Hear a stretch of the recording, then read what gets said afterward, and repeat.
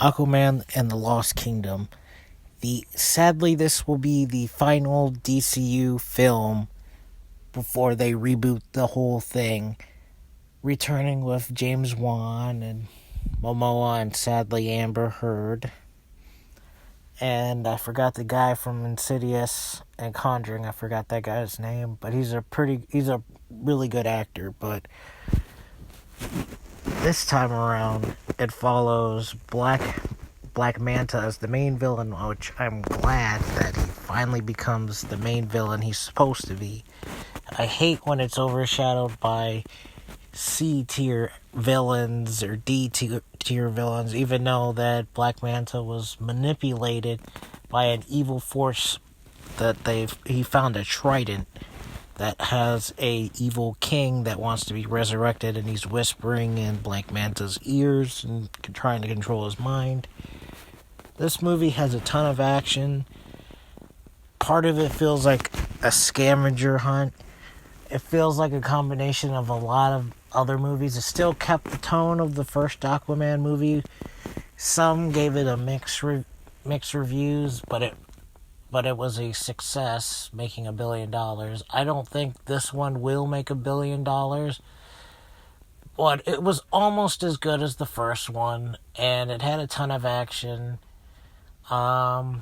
One of my favorite scenes, unfortunately, involves an actress that I don't like, and that's all I'm going to say. And I feel the only issues I have with it is some of the CGI was not great, and it doesn't take enough risk, if you know what I mean. Like, a character's going to die, and then they don't die, stuff like that. The acting is pretty decent. The acting is pretty decent for a standard DC and superhero movie. It's not going to blow your mind. I wish they would have cut a certain actress out of the movie or recast, but they didn't. So this movie will probably not make as much money as it should, because it was almost as good as the first one. And in terms of DCU films, I would say the Aquaman movies were my favorite, in like Wonder Woman. What was I gonna say? Some of it was rushed. It feels like a combination of various movies. Like one part of it feels like Jurassic Park, like a little sprinkle of Jurassic Park with a little bit of sprinkle of Lord of the Rings, with a lot of Star Wars elements, in my opinion, and then Avatar. It feels like a lot of those are combined to make this Aquaman movie. It's not necessarily a bad thing, but it's a little distracting, but, and I feel like they could have had a better post-credit scene. I mean, this one is probably not worth, the post-credit screen is not worth watching. Usually they are. And it's a real shame that the DCU has come to an end, but it was a mess, unfortunately.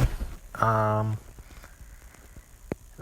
of Steel wasn't a huge fan, and Batman vs. Superman, they should have waited a few more movies for that one to be made, and Justice League, Suicide Squad, and then Justice League, they should have did the MCU route, but now I feel like DC's got back on track for the most part, except for some very terrible CGI and rush plot points. But other than that, I would give Aquaman, The Lost Kingdom, I guess an 8. I was going to say 7.5, but it is a pretty good movie. I find it a lot better than the Marvels. The MCU movie, The Marvels.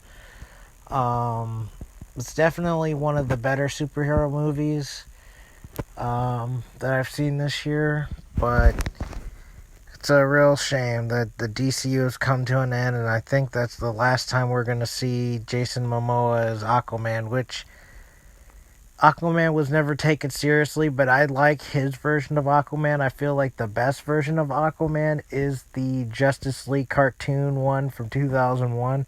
I feel like that's the best version of Aquaman, and then Jason Momoa, because the rest of the versions you can't really take seriously because he was kind of a joke to the comic book world. But RIP DCU.